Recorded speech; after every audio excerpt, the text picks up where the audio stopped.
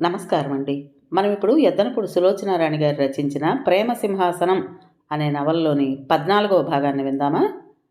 Sudheer court నుంచి వచ్చేటప్పుడు రోజు సాయంత్రం వేళ విమలను చూడటానికి వచ్చేవాడు. డాక్టర్లను చూస్తే హడలిపోయే విమల 10 మంది డాక్టర్ల చేతుల్లో మరబొమ్మ అయిపోయింది. ఎవరెవరో వస్తారు, ఏమిటేమిటో పరీక్షలు చేస్తారు. తనకేమైందో తెలియడం లేదు, ఒక్కరూ చెప్పడం లేదు. తల్లిని అడిగితే నీకు రక్తం బాగా తక్కువగా ఉందిట, అంతకంటే ఏం లేదని చెప్పారు అంటుంది. ఆవిడ సరే కంగారు మనిషి. భర్త జైలు పాలవడం, కూతురు సుస్థితో నర్సింగ్ హోంలో చేరడం, ఆవిడ నిత్యం దైవాన్ని స్మరిస్తూ ఉంటుంది. తమ రోజులు బాగా లేవని బాబా దగ్గరికి వెళ్ళి పూజలు చేస్తుంది. ఆవిడ చేతిలో డబ్బు అయిపోయింది. బాబాకి ఇవ్వడానికి చేతిలో పైసా లేదు. ఆ బాబా కూడా ఇదివరకులా ఆవిడని ఆదరించడం లేదు. వెళితే త్వరగా దర్శనం ఇవ్వడం లేదు. డబ్బున్నప్పుడే దైవం కూడా కరుణగా చూస్తాడు కాబోలు అనిపించసాగింది. ఒకసారి ఆవిడ బాబా దగ్గరకు వెళ్ళొచ్చి చిన్నబోయిన ముఖంతో కూతురికి ఆయన నిర్లక్ష్యంగా ప్రవర్తించిన తీరు చెబుతూ బాధపడింది. నువ్వు వాళ్ళని అమాయకంగా నమ్ముతున్నావని నేను ఎన్నోసార్లు చెప్పాను. అయినా నువ్వు వినలేదు. వాళ్ళు దైవతుల్యులు, డబ్బున్నా లేకపోయినా భక్తుల్ని బాగా చూస్తారని అన్నావు. ఇప్పుడైనా తెలిసిందా అమ్మా? ఈ లోకంలో ఎవరు ఏ వృత్తిని చేపట్టినా డబ్బే ప్రధానాంశం అవుతుంది. డబ్బు ఆశ లేని వాళ్ళు మన మధ్య ఉండరమ్మా. ఏ అడవులకో పోయి ముక్కు మూసుకుంటారు అంది విమల. నిజమే తల్లి అంది ఆవిడ నిట్టూరుస్తూ. ఆ రోజు సుధీర్ రాగానే విమల అతని చేయి పట్టుకుని అడిగింది, బావా నువ్వైనా నిజం చెప్పవు? నేను ఈ నరకం నుంచి ఇంటికి ఎప్పుడు వెళ్తాను? తొందరలోనే విమి. త్వరగా అంటే ఎన్ని రోజులు? నీకు నయం అవ్వగానే. ఇంకా ఎన్నాళ్ళకి నయమవుతుంది? తొందరపడితే ఎలా చెప్పు? ఏదైనా సుస్థి వచ్చినంత త్వరగా నయం అవ్వదు కదా అతను లాలనగా అన్నాడు. ఏమిటో బావా, నేను అసలు మళ్ళీ ఇంటికి వస్తానా అనిపిస్తోంది. ఆ మాట తలుచుకుంటే గంపెడు దిగులు ముంచుకొస్తోంది. సుధీర్ విమల నుదుట చేయి ఆనించాడు. విమల ప్లీజ్ అలా అనకు. నీకు మనోధైర్యం చాలా అవసరం. నువ్వు చిన్నదానివి, వయసులో ఉన్నావు, నీకెందుకు తగ్గదు? అలా ధైర్యంగా ఆలోచించు. బావా, అత్తయ్య ఏం చెప్పిందో తెలుసా? ఏం చెప్పింది? నాకు ఈ సుస్థి తగ్గగానే నేను ఇంటికి రాగానే నాకు నీతో పెళ్ళిట, అన్ని ఏర్పాట్లు చేస్తోందిట. నువ్వు ఒప్పుకున్నావా బావా? అతను విమల వైపు చూశాడు. విమి, నువ్వు సుస్థి తగ్గి ఇంటికి వచ్చిన తర్వాత అవన్నీ మాట్లాడుకుందాం, సరేనా? ఇప్పుడు కాదు. విమల అతని ఒడిలో చెయ్యి ఆనించింది. పిచ్చి బావా, నేను అత్తయ్య చెప్పిన మాట నమ్మాననే అనుకుంటున్నావా? నీకు అపనమ్మకం ఎందుకు కలిగింది? ఎందుకు కలిగిందా? నీ మనసు ఎవరికి తెలిసినా తెలియకపోయినా నాకు బాగానే తెలుసు బావా. నువ్వు స్వప్న గురించి రవ్వంత కూడా మర్చిపోలేదు. జీవితంలో ఒక్క క్షణం కూడా మర్చిపోవు. నువ్వు స్వప్న గురించి పైకి ఏమీ మాట్లాడటం లేదని వాళ్ళ ధైర్యం. బావా, ఇదివరకు తెలియని తనంతో హఠం చేసి నిన్ను బాధ పెట్టేదాన్ని. ఇప్పుడు అలా పెట్టలేను. ఈ 5-6 నెలల్లో నేను చాలా నేర్చుకున్నాను. ఒకవేళ ఒకవేళ నాకు నయమయ్యి నేను ఇంటికి వస్తే అమ్మ అత్తయ్య మన పెళ్లి మాట ఎత్తితే నేను భావం చేసుకోను, నాకు ఇష్టం లేదని ఖచ్చితంగా చెప్పేస్తాను. నా మెడలు వంచి వాళ్ళు బలవంతంగా చేయలేరు కదా. అప్పుడు నీకు వద్దని చెప్పే బాధ తప్పుతుంది. నువ్వు నాకు చేస్తున్న సాయానికి నీ రుణం తీర్చుకోవాలంటే అదే మార్గం అనిపిస్తోంది. థ్యాంక్ యూ విమి అస్పష్టంగా అన్నాడు అతను. పిచ్చి బావా, నేనే నీకు థ్యాంక్స్ చెప్పాలి. ఒక్కొక్క సంఘటన జరిగితే గానీ ఒక్కొక్క మనిషి అర్థం గారు. నాకు ఈ సుస్థి వచ్చిన తర్వాత కానీ నిన్ను బాగా తెలుసుకోలేకపోయాను. నీకు నేనంటే ఇష్టమే కానీ స్వప్న మీద ఉన్న ఇష్టం లాంటిది మాత్రం కాదు. స్వప్నని నువ్విష్టపడినట్టుగా ప్రేమించినట్టుగా ఇంకో స్త్రీని అలాంటి భావంతో చూడలేవేమో అనిపిస్తుంది. ఇన్ని ఆలోచనలు నీకెలా తెలిసినాయే? అతను ఆశ్చర్యంగా అన్నాడు. విమల గంభీరంగా చూసింది. పెలుగు చిలకరిస్తేనేగా వెన్నొచ్చేది. అలాగే మనసు మదన పడితే గాని మనిషికి జ్ఞానం అనేది రాదేమో. ఈ మంచం మీద పడుకుని నేను చేసేదేముంది? ఆలోచనలు చేయటమేగా. నువ్వు విశ్రాంతి తీసుకోవాలి విమల. విశ్రాంతా? అవును. ఈ శరీరానికి అంతులేని విశ్రాంతిగానే ఉంది. డాక్టర్లు నా శరీరాన్నైతే ఈ మంచానికి కట్టిపడేశారు కానీ నా మనసును బంధించలేరుగా. అది నా చేతుల్లోనే ఉంటుంది. మంచం మీద పడుకున్న నాలాంటి సుస్థి మనుషులకి మనసే ఒక కాలక్షేపం అనుకో. మంచి ఆలోచనలు చెయ్యి. మంచి ఆలోచనలే చేస్తాను బావా. విమల ఆగింది. ఏమిటి విమి? ఒక్కోసారి ఆలోచిస్తుంటే నీ స్వప్న మీద నాకు అంతులేని కోపం వస్తోంది. స్వప్న మీద ఎందుకని? లేకపోతే నిన్ను ఇలా ఎందుకు వదిలిపెట్టి వెళ్ళాలి? స్వప్న చాలా పొరపాటు చేసిందని నా అభిప్రాయం. ప్రేమించే వ్యక్తిని బాధ పెట్టే హక్కు ఎవ్వరికీ లేదంటాను. కష్టమైనా సుఖమైనా భరించి తీరాలి. నువ్వు అత్తయ్యకి లోకానికి ఎదురు తిరిగి తనని చేసుకున్నావు. తనేం చేసింది? నీ ప్రక్కన ధైర్యంగా నిలబడి ఈ లోకాన్ని తిరస్కారంగా చూడాల్సింది పోయి తప్పు చేసిందల్లా తల వంచుకుని పారిపోయింది. నువ్వు చెప్పు బావా, మనం పచ్చటి చెట్టు నీడన ఉన్నప్పుడు బయట ఎంత ఎండగాస్తే మాత్రం మనకేమిటి? నువ్వు చాలా ఆరిందాలా మాట్లాడుతున్నావు సుమా.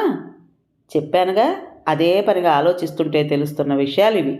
మహాసత్యాలు ప్రబోధించిన మహనీయులంతా ఇలాంటి ఆలోచనలు చేసిన వాళ్లేనేమో. స్వప్న చచ్చిపోయిందని నువ్వు అంటావు కానీ ఎక్కడో ఒకచోట స్వప్న బ్రతికే ఉంటుందని నాకు నమ్మకంగా అనిపిస్తోంది. స్వప్నకి నిన్ను ఇబ్బంది పెట్టకూడదని తప్ప జీవితం మీద విరక్తి ఏం లేదుగా. ఒక్కొక్కసారి ఏమనిపిస్తుందో తెలుసా? స్వప్న ఎక్కడున్నా వెతికి పట్టి తీసుకొచ్చి నీకు అప్పగించాలనిపిస్తుంది. అప్పుడు అప్పుడు నేనంటే నీకెంతో ఇష్టం అనిపిస్తుంది కదూ. పిచ్చి పిల్ల, నువ్వు నా కోసం ఏం చేయకపోయినా నాకు ఇష్టమే. విమల క్షణంసేపు అతని ముఖంలోకి తదేకంగా చూసింది. తర్వాత సారీ బావా అంది. ఎందుకమ్మా? చిన్నప్పుడు నీతో ఎంతో పోట్లాడేదాన్ని కదూ, నీకు తెలీదా? చిన్నప్పుడు బాగా పోట్లాడుకున్న వాళ్ళే పెద్ద అయిన తర్వాత ప్రాణ స్నేహితులు అవుతారు. బావా, ఒకటి చెప్పనా? నాన్న జైలుకు వెళ్ళి మా డబ్బు పరువు పోయిన తర్వాత అందరూ, మా చుట్టాలు స్నేహితులు అనుకున్న వాళ్ళందరూ మమ్మల్ని హీనంగా చూశారు. మమ్మల్ని గురించి నీచంగా మాట్లాడారు, ఎకసక్యం చేశారు.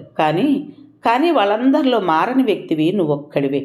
నువ్వు ఇదివరకు కంటే మమ్మల్ని ఆత్మీయంగా చూస్తున్నావు, మాకు అండగా నిలబడ్డావు. విమి, నువ్వెంత మంచిదానివి. మీ ఇబ్బందులకు అంతటికీ నేనే కారణం అన్న సంగతి మర్చిపోయావు. నన్ను తప్పు పట్టలేదు, అసహించుకోవడం లేదు. ఒక్కోసారి నీకు చేతులెత్తి నమస్కరించాలనిపిస్తుంది. అంత మాట అనకు బావా. నాన్న చేసిన ఈ ఘోరాల నుంచి ఈ రకంగా నీ రూపంలో దేవుడు తప్పించాడని అనుకుంటున్నాను. లేకపోతే ఆయన ఇంకెన్ని దుర్మార్గాలు చేసేవారో. ఈ జీవితం మనకి దేవుడు ప్రసాదించింది ఎదుటివారికి చెడు చేయమని కాదుగా, చేతనైనంత మంచి చేయమని.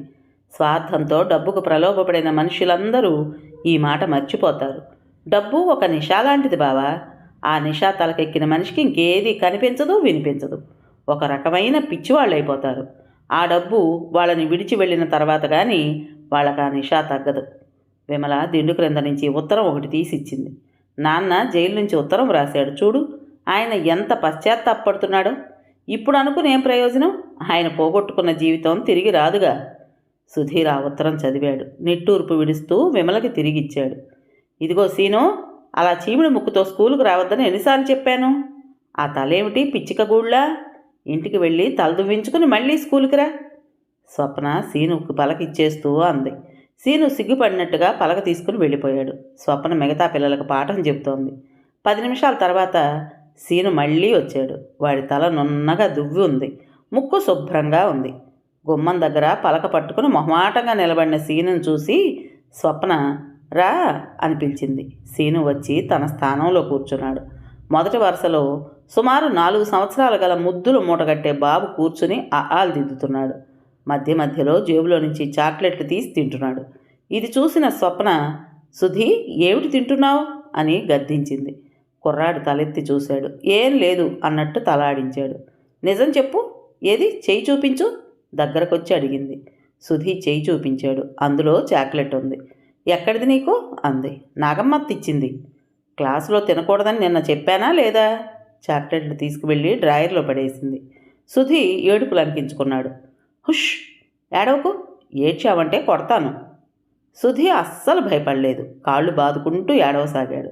కచ్చగా పక్కనున్న అబ్బాయి జుట్టు పీకాడు. ఇంకో అమ్మాయిని కాళ్ళతో తన్నాడు. ఆ పిల్లలిద్దరూ ఏడుపులు అనిపించుకున్నారు. వాళ్ళని కొడతావా? అలా కొట్టడం తప్పని ఎన్నిసార్లు చెప్పాను? అల్లరి చేయకూడదని చెప్పానా? ఒక్కటి చరిచింది. సుధీ గట్టిగా ఏడవసాగాడు. స్వప్న అతన్ని ఊరుకోబెట్టలేకపోయింది. మరుక్షణంలో వాడి రెక్క పట్టుకుని బయటికి లాక్కెళ్ళి వదిలొచ్చింది. ఏడుస్తున్న పిల్లల్ని సముదాయించి పలకలు చేతికిచ్చింది. మళ్ళా ఆ ఊ ఇలా అంటూ పాఠం చదివించసాగింది. 15 గంటల తర్వాత నాగమ్మ సుధీని చంకన వేసుకుని వచ్చింది. ఏమమ్మా, పిల్లాడిని కొట్టావుట, ఎందుకు? స్వప్నకి నాగమ్మని చూడగానే కోపం వచ్చింది.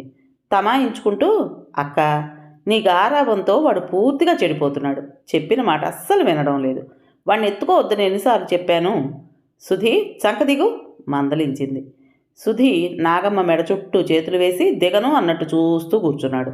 స్వప్న ఒక్కటి వేస్తాను అన్నట్లు చెయ్యెత్తుతుంటే నాగమ్మ ఆ చేయి దింపుతూ, ఓ సోస్ ఆపు, ఇదిగో బుజ్జమ్మ, నువ్వు వాళ్ళందరికీ టీచరువు కానీ వీడికి అమ్మవి, ఆ సంగతి మర్చిపోకు.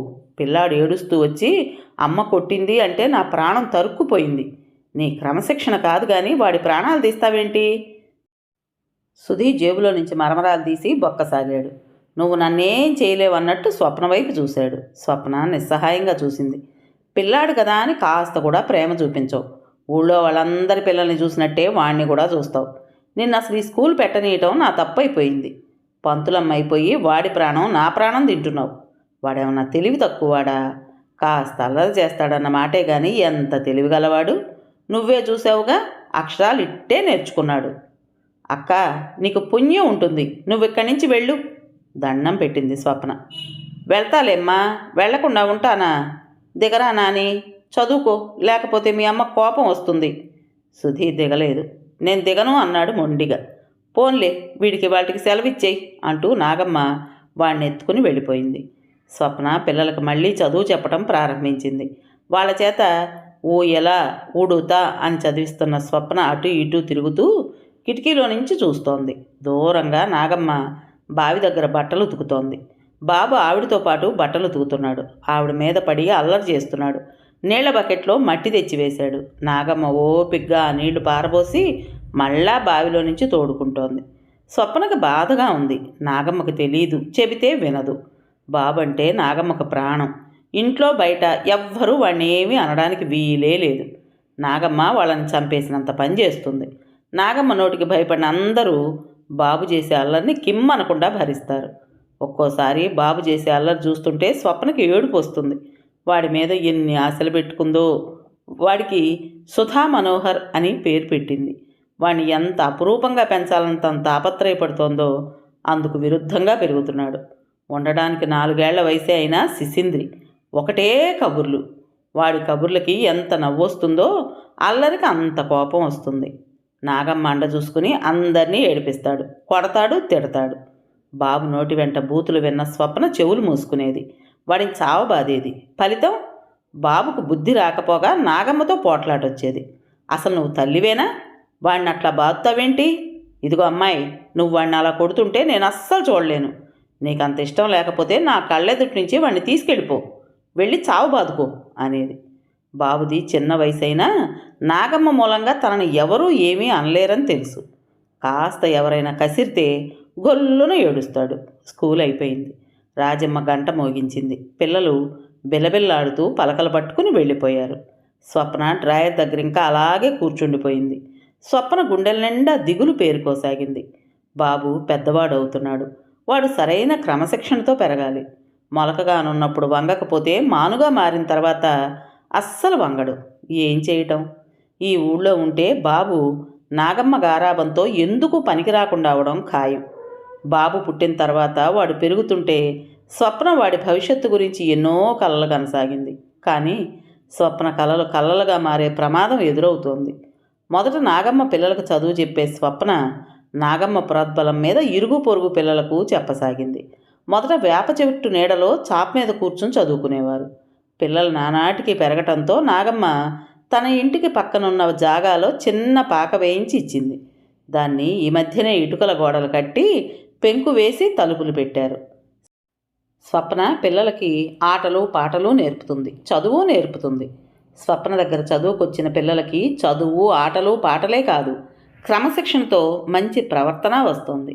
నానాటికి స్కూల్ పెరగసాగింది. స్వప్నకు ఆ స్కూల్ని పిల్లల్ని చూస్తుంటే తృప్తిగా అనిపిస్తుంది. ఒక్కొక్కసారి టీచర్ ట్రైనింగ్కి వెళదామా అనిపిస్తుంది కానీ బాబుని వదిలి ఉండాలి. అందువల్ల ఆ ప్రయత్నం విరమించుకుంది. స్వప్నకి చాలా విచారంగా అనిపిస్తోంది. ఊరిలో పిల్లలందరినీ తను బాగుపరుస్తోంది. చదువు మీద ఆసక్తి కలిగేలా చేస్తోంది. స్వప్న అంటే ఆ పిల్లలందరికీ ఎనలేని భయభక్తులు. టీచర్ టీచర్ అంటూ ఎంతో అభిమానంగా మన్ననగా ఉంటారు. కానీ బాబుని మాత్రం స్వప్న పెంచలేకపోతోంది. తను అనుకున్న పద్ధతిగా పెంచలేకపోతోంది. వాడు స్వప్న కొడుకుగా కంటే నాగమ్మ కొడుకుగా ఎక్కువ పెరుగుతున్నాడు. నాగమ్మతోనే ఉంటాడు. దూడలంటే ఇష్టం. వద్దంటున్నా వినకుండా ఏడ్చి పొలం వెళ్తాడు. అంతా నాగమ్మ మొరటు పద్ధతులే. క్రింద పడుకుంటాడు. అన్నం కూడా నాగమ్మలాగానే తింటాడు.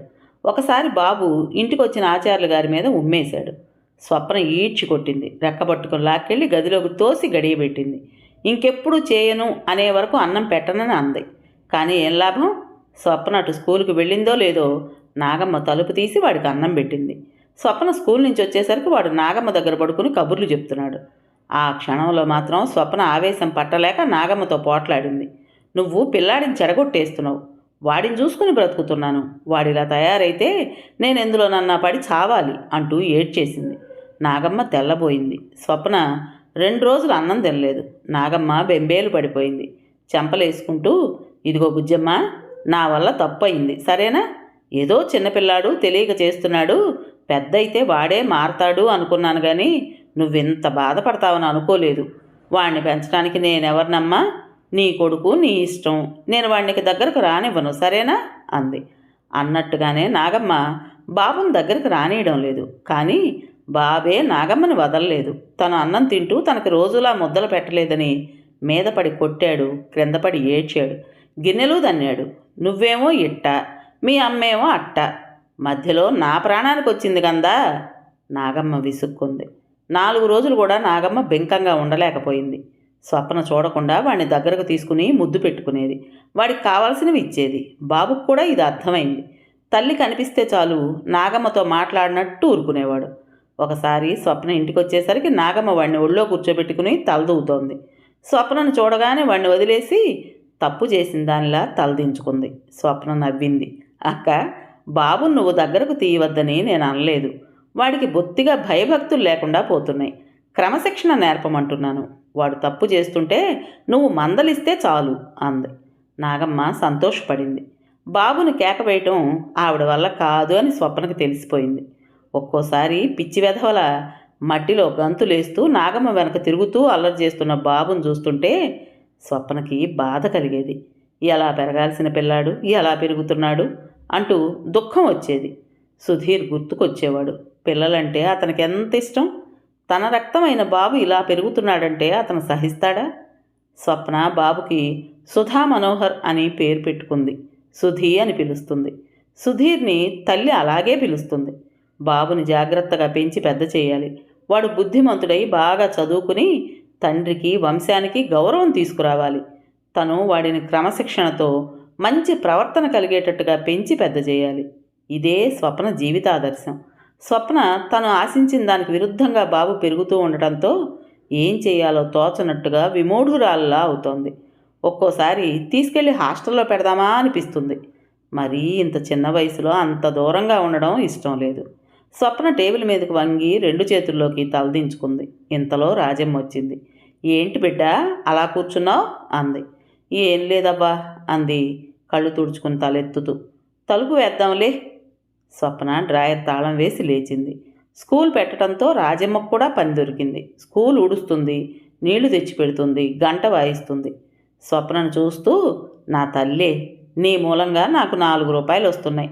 నా మొగుడు కొడుకు ఉన్నప్పుడు కూడా నేనెంత సుఖపడలేదు మెటికలు విరుస్తూ అనేది. ఆ విధంగా స్వప్న మూలంగా అందరికీ ఆనందం లభిస్తున్నా స్వప్న జీవితం మాత్రం చీకటిగానే ఉంది.